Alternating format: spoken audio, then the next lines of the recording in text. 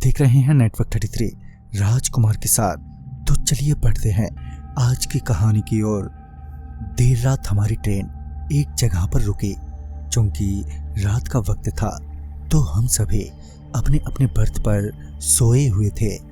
जब अगले 10 मिनटों के बाद भी ट्रेन नहीं चली तो मैं खिड़की से बाहर की तरफ झांका, ये देखने के लिए कि ट्रेन कहाँ पर रुकी है।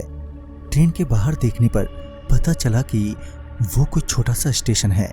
फिर ट्रेन इतनी देर से यहाँ पर क्यों खड़ी है? यहाँ तो स्टॉपेज भी नहीं था। मैं यही सोच रहा था कि तभी एक आदमी जो बेहद घबराया हुआ था ट्रेन के गेट की तरफ से आता हुआ नजर आया।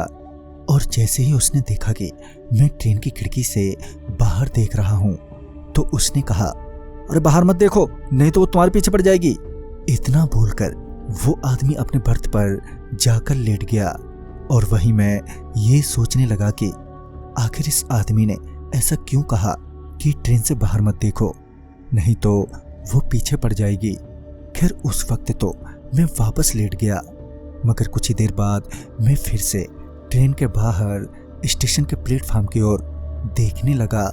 तभी मुझे उस प्लेटफार्म पर एक औरत किसी आदमी को घसीटती हुई नजर आई, जो उस आदमी को उसकी गर्दन से पकड़े हुए थी।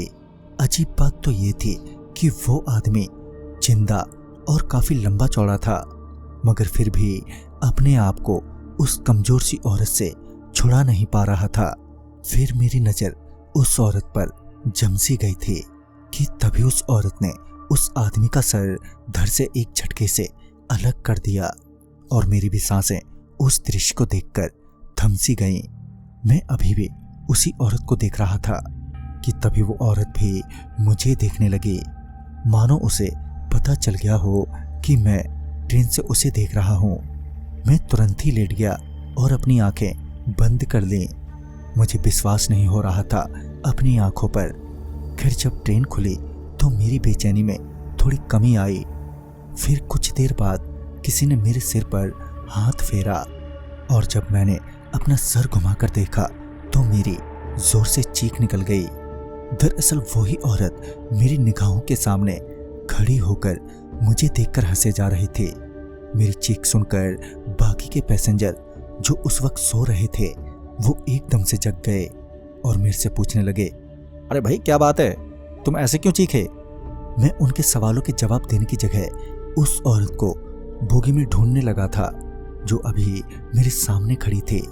फिर कुछ देर बाद सब वापस लेट गए, मगर मेरे हाथ पैर अब डर से थरथराने लगे थे। पता नहीं अब आगे क्या होने वाला है। तभी वही आदमी मेरे पास आकर बैठा जिसने मुझे बाहर देखने से मना किया था। वो आदमी मेरे बगल में बैठते हुए मुझसे बोला, मैंने तुम्हें मना किया था ना, बाहर मत देखना, अब पड़ गए ना मुसीबत में। इस पर मैंने उस आदमी से पूछा, मुसीबत? कौन सी मुसीबत? तो उस आदमी ने कहा, शायद तुम्हें पता नहीं है, आज से बहुत साल पहले इस ट्रेन के स्लीपर क्लास की बात है। उस रोज एक औरत लोगों से खाना मांग रही थी, मगर कोई भी खाना नहीं दे रहा था, बल्कि उसे बड़ी घृणा भरी नजरों से देखे जा रहे थे।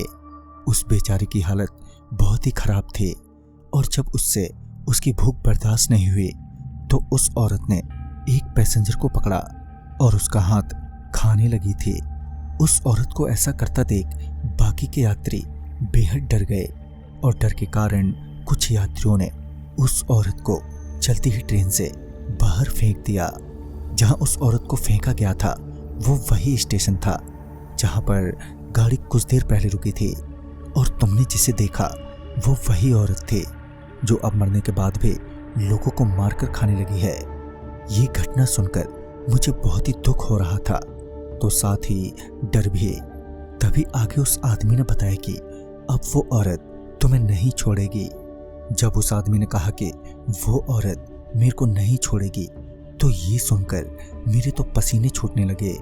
मैंने घबराते हुए उस आदमी से पूछा, क्यों, मैंने ऐसा क्या किया है?